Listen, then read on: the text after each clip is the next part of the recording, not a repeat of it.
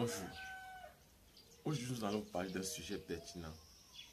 Il s'agit d'un sujet concernant ceux qui sont dans les écoles et dans les centres de formation, mais aussi ceux qui sont dans les universités ou les grandes écoles de formation.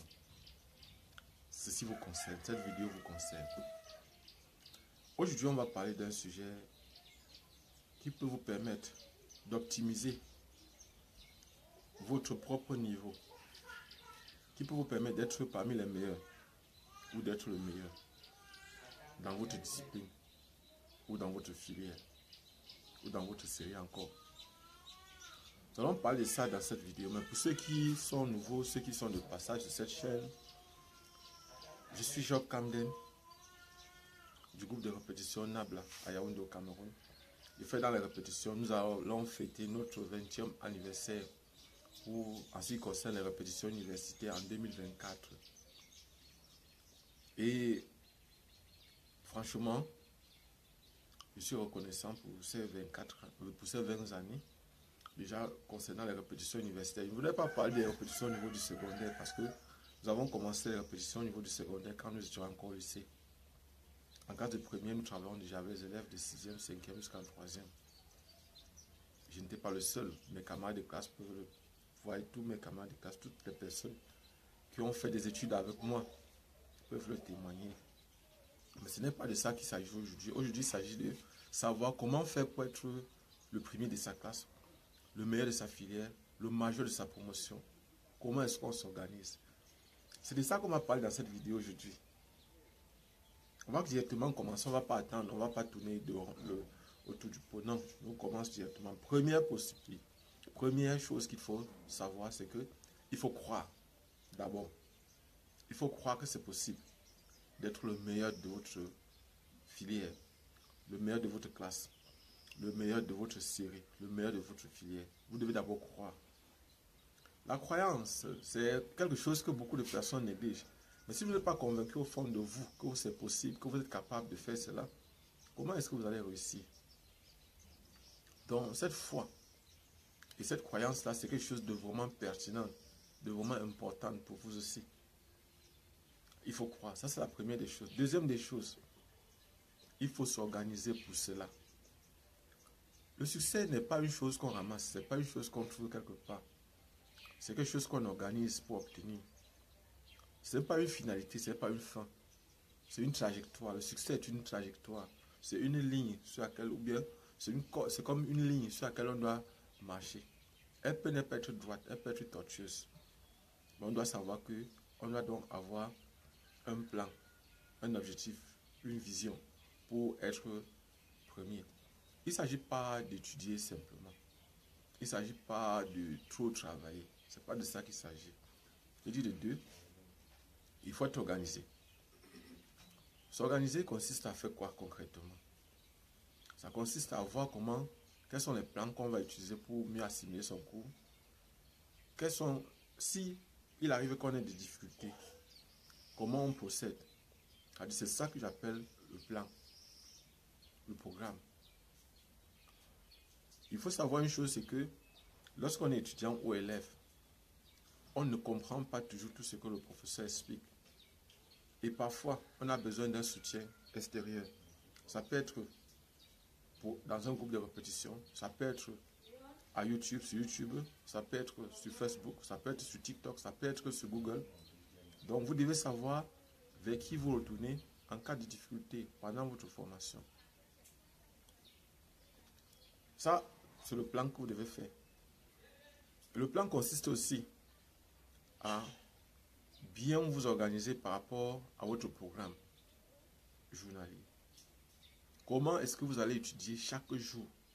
Comment est-ce que vous allez faire pour mieux assimiler vos cours? Le conseil que je donne habituellement à mes élèves, aussi à mes étudiants, c'est que ne laissez jamais un cours dormir sans l'avoir lu, même si vous ne comprenez rien. Je dis bien, ne laissez jamais un cours dormir sans l'avoir lu. Vous devez lire, même si vous ne comprenez pas. Vous lisez à plusieurs reprises. Et après avoir lu votre cours, ce que vous devez faire, vous allez dormir. Le grand matin, peut-être 3 heures, 4 heures, ça dépend de vous. vous réveillez, tous les cours que vous aurez dans la nouvelle journée, vous devez encore réviser ces cours-là. Pour que lorsque le professeur va expliquer le cours à l'amphi ou en classe, vous serez donc déjà imprégné. Vous pourrez répondre aux questions, vous pourrez être actif au cours. Il y a des enseignants qui donnent des bonus pendant leur cours. Et pour ceux qui vont suivre cette vidéo jusqu'à la fin, je vais vous raconter les petites histoires que parfois je raconte pendant que je fais mes cours, soit au niveau des universités, soit dans mes cours de répétition. Je vais vous raconter une des petites histoires que je raconte parfois. Et pour ceux qui vont vouloir, je vais vous donner aussi des pépites, par exemple, spéciales, qui pourront vous permettre d'être franchement meilleur. Donc, il est en train de dire que vous devez donc être organisé et vous devez chercher à savoir comment faire en cas de difficulté. C'est-à-dire, si vous avez des difficultés, comment vous allez procéder. Je disais aussi encore qu'il ne faut pas laisser un cours dormir sans l'avoir lu. Le lendemain matin, il faut relire encore le cours. Bon. Je ne voudrais pas vous demander de chercher le type d'intelligence que vous avez. Parce que aussi, c'est quelque chose de vraiment pertinent. Parce que si vous pouvez réussir à savoir quel type d'intelligence vous avez, ça va vous faciliter sérieusement la tâche. Ça sera facile de vous aider. Dans la mesure où il y a des gens qui ont l'intelligence oculaire. Donc lorsque vous expliquez le cours, vous devez chaque fois leur dire, est-ce que vous voyez? Vous voyez ça? Si vous regardez bien, est-ce que vous voyez? Or, ceux qui ont par exemple l'intelligence auditive, vous avez toujours dit, toujours utilisé un mot, est-ce que vous entendez? Vous comprenez ça? Vous entendez bien? Vous voyez, rien que ce type-là, il y a par exemple ceux qui ont par exemple l'intelligence olfactive, les odeurs, le goût. Alors, ceux-là, vous devez dire, est-ce que vous sentez? Vous sentez ça? Est-ce que vous sentez? Donc, en fait, il faut toujours, si par exemple, bon, ça c'est pour ceux qui donnent le cours, ça c'est pour les répétiteurs, bien, si par exemple, vous réussissez à vous identifier dans les différents types d'intelligence, vous pouvez aller sur Google chercher, faire des recherches là-dessus. Si vous voulez aussi, demandez-nous, on pourra vous faire des vidéos là-dessus pour vous expliquer comment vous pouvez procéder si vous voulez savoir le type d'intelligence que vous avez. Mais ce n'est pas de ça que nous sommes en train de parler aujourd'hui. J'étais en train de dire simplement que si vous connaissez le type d'intelligence que vous avez, cela va vous faciliter sérieusement la tâche pour réussir plus facilement, pour être parmi les meilleurs, pour optimiser par exemple votre connaissance, votre niveau, vos compétences. Et maintenant de 4, l'autre conseil que je peux vous donner, c'est donc chaque fois de suivre attentivement le cours de l'enseignant. Et si vous avez donné le programme à l'avance, c'est parfois d'être à l'avance par rapport à lui. Parce qu'il est difficile de poser une question sur un cours que le professeur est en train de faire et que vous n'avez pas eu, probablement, vous n'avez aucune notion là-dessus. Vous ne pouvez pas poser la question. Parce qu'il vous faut d'abord un temps pour suivre, il faut écouter, un temps pour lire, pour comprendre, maintenant un temps pour poser la question sur les difficultés qu'on a. Il y a des gens qui disent souvent, j'ai bien compris le cours, mais ils n'arrivent pas à faire l'exercice. Si vous avez bien compris le cours, vous pouvez faire l'exercice facilement. Ça veut dire que vous avez encore des lacunes dans le cours ou des parties du cours. C'est-à-dire qu'il y a des choses que pour le moment, vous n'avez pas encore bien compris, vous n'avez pas encore bien assimilé. Donc, vous devez donc chaque fois être attentif. Parce que si vous avez lu le cours, tous les cours que vous avez dans la journée, le grand matin, avant d'aller à l'école, ce qui est sûr et certain, c'est que à l'école, vous serez à même de poser les questions. Vous serez à même de bien suivre, de répondre facilement aux questions que le professeur va poser. Et vous allez participer activement au cours. Et ça compte beaucoup. Et d'habitude, les enseignants ne peuvent pas laisser les étudiants ou les élèves qui sont actifs à leur cours échouer. C'est difficile. Sauf s'ils voient que, s'ils ont constaté que vous avez des véritables lacunes ou des véritables problèmes et que vous ne pouvez pas vous en sortir, même si vous êtes. Parce que lorsque vous êtes actif à un cours, le professeur sait que vous êtes avec lui, vous êtes son élève, vous l'aimez. Parce qu'un enseignant sait que vous l'aimez uniquement lorsque vous participez à son cours. Lorsque vous êtes présent et lorsque vous êtes actif à son cours. Là, l'enseignant ressent un amour particulier pour vous. Il ressent cet amour-là et il va le redonner. Donc, si maintenant vous avez fait tout ce que je vous ai dit, les 4 étapes, vous participez activement au cours, vous devez aussi chercher à avoir les anciens sujets de cette classe-là. Ça, c'est de 5. Vous devez chercher à voir les anciens sujets. Pourquoi? Parce qu'il y a un programme pour chaque classe. Et le professeur ne peut pas aller au-delà de ce programme-là. Et en temps normal, le professeur est censé vous donner le programme avant le début de ses cours. Je dis bien, il est censé vous donner le programme. Et si vous ne le donnez pas, vous devez réclamer. Vous devez lui demander, professeur, bonjour monsieur, pardon, s'il vous plaît, donnez-moi le programme, donnez-nous le programme de ce cours. C'est vrai, c'est un cours peut-être, c'est en maths, sur les espaces vectoriels, peut-être, ou sur les nombres complexes. Alors, on veut le programme. On veut le programme, par exemple, de ce cours-ci, ou de cette mathématique-ci, ou de cette physique-ci, ou de cette chimie, ou de cette biochimie-là, ou de cette informatique-là. On veut savoir quel est le programme. Il va vous donner de façon détaillée le programme. Et là, maintenant, ou bien, vous avez la possibilité de vous rencontrer aussi les censeurs pour qu'ils vous donnent peut-être, parce que vous, c'est vrai, parfois, ça ne sera pas facile qu'on vous donne cela, le cahier de texte. Donc, voilà, par exemple, ce que j'avais à partager avec vous aujourd'hui. Et je voudrais vous conseiller aussi de ne pas négliger ces anciens sujets-là. Vous devez les traiter et vous rassurer que vous comprenez tous les méandres, tous les contours. Et moi, je ne vois pas pourquoi est-ce que vous n'allez pas réussir si vous avez tout ça. Et vous décidez donc de travailler correctement. Chaque week-end, vous traitez les anciens sujets de toutes les matières que vous avez à faire chaque week-end. Vous rassurez que vous comprenez et que vous êtes capable d'avancer avec. Abonnez-vous et partagez le maximum possible cette vidéo. Pour ceux qui ne me connaissent pas, j'ai bien dit, je suis Jacques Kamdem du groupe des répétitions Nabla à Yaoundé, Cameroun. Abonnez-vous et partagez le maximum possible. Mais pourquoi vous ne vous abonnez pas? Franchement, je ne comprends pas. Abonnez-vous, j'attends. Cliquez sur la cloche de notification. Si ce qu'on fait vous intéresse, vous mettez un pouce bleu. Si ça ne vous intéresse pas, vous faites comme ça, vous mettez comme ça, vers le bas. Donc voilà ce que j'avais à partager avec vous aujourd'hui. Et la suite dans une autre vidéo. Donc j'ai failli finir cette vidéo sans vous raconter la fameuse histoire que je vous avais promis. Donc je vous avais promis, c'est une histoire concernant un enfant. Mais avant de finir cette histoire, avant de commencer cette histoire, je voudrais d'abord terminer cette vidéo que nous avons commencé tout à l'heure. Donc je vous disais tantôt que si vous corrigez les anciens sujets, vous devez avoir les anciens sujets concernant cette classe-là. Vous pouvez aller sur Google, vous pouvez avoir par exemple des classes similaires à l'étranger. Sur Google, vous pouvez trouver des vidéos qui vont vous permettre, par exemple, ou des cours, des fiches PDF qui vont vous permettre de mieux comprendre, de mieux cerner les matières que vous avez dans votre programme. Donc, personnellement, si je pouvais vous donner un conseil, je dirais que allez sur Google, allez sur Facebook, allez sur YouTube, téléchargez le maximum possible de sujets relatifs aux différents cours que vous avez dans le programme en ce qui vous concerne. Et là, si vous les traitez, et les difficultés, vous allez les résoudre au fur et à mesure. Dans, par exemple, sur les chaînes YouTube, vous avez la possibilité de poser vos questions, de poser vos problèmes.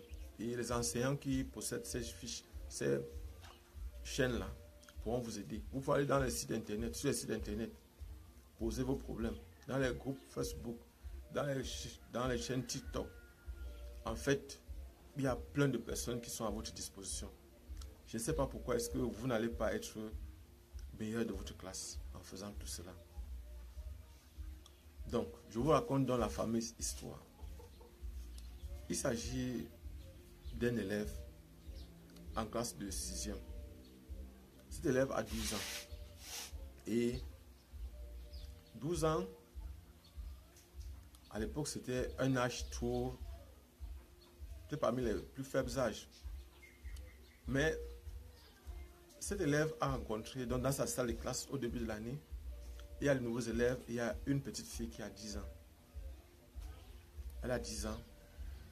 Et cet élève-là n'est pas parmi... Donc lui, il aimait trop jouer, il aimait beaucoup jouer. Il n'aimait pas tellement étudier. Sa passion, c'était le jeu. Football, basketball, football, basketball, football, basketball.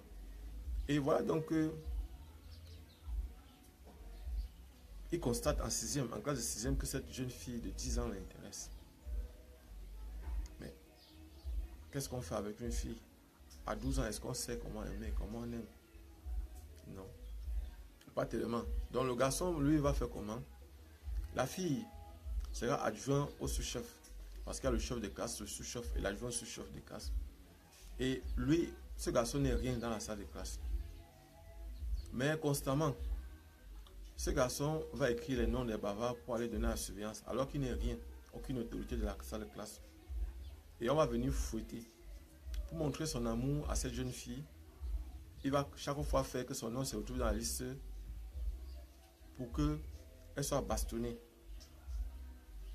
Et là, par exemple, le fait d'être bastonné permettait à ce garçon de comprendre que il est en train d'attirer l'attention de cette jeune fille-là. Et c'est donc comme ça que ce garçon qui était quelqu'un qui ne travaille pas beaucoup va quitter de 10 de moyenne au premier trimestre, à 12 de moyenne au deuxième trimestre et à 14 de moyenne au troisième trimestre. Et qu'est-ce qui va le pousser à faire cela? C'est cette jeune fille-là, parce que cette jeune fille était constamment première de la classe.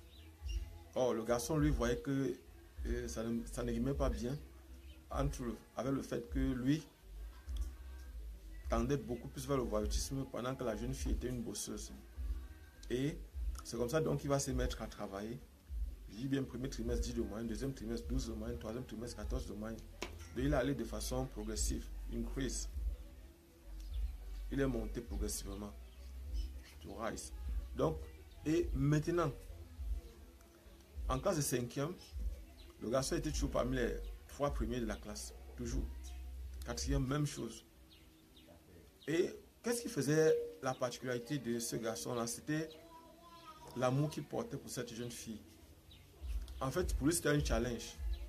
C'est-à-dire de montrer chaque fois à cette jeune fille qu'il pouvait travailler. Et jusqu'à là, la fille n'était pas au courant de l'amour que ce garçon, mais le garçon faisait toujours tout pour attirer l'attention de la fille. La fille a dû pleurer en classe de 6e lorsque le garçon est sorti 2e. Parce que le garçon menaçait de même, il est sorti premier pour la séquence, mais 2e pour le trimestre. Et la fille a pleuré parce qu'elle est sortie après ce garçon-là.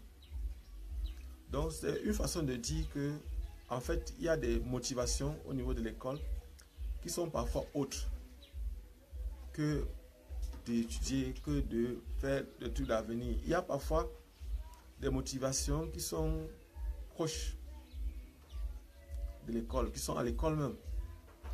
Un camarade qui inspire, une camarade qui inspire, un professeur qui inspire, un proviseur qui inspire, un censeur qui inspire. En fait, il y a toujours quelqu'un qu'on veut imiter, quelqu'un qu'on veut ressembler. On veut s'identifier et on a toujours des challenges. Et quand on a un challenge comme ça, on ne peut que travailler pour être meilleur. Donc voilà la petite histoire que je vous ai racontée. Et je crois que dans une autre vidéo, je vais vous donner la suite de cette histoire-là. Est-ce qu'à la fin, ce garçon va draguer cette jeune fille-là? Est-ce qu'ils vont vivre ensemble? Est-ce qu'ils vont se marier? Est-ce que... Il y a beaucoup de questions que vous allez vous poser. Donc certainement, je vais vous raconter cela dans la suite. Abonnez-vous et partagez au maximum possible cette vidéo.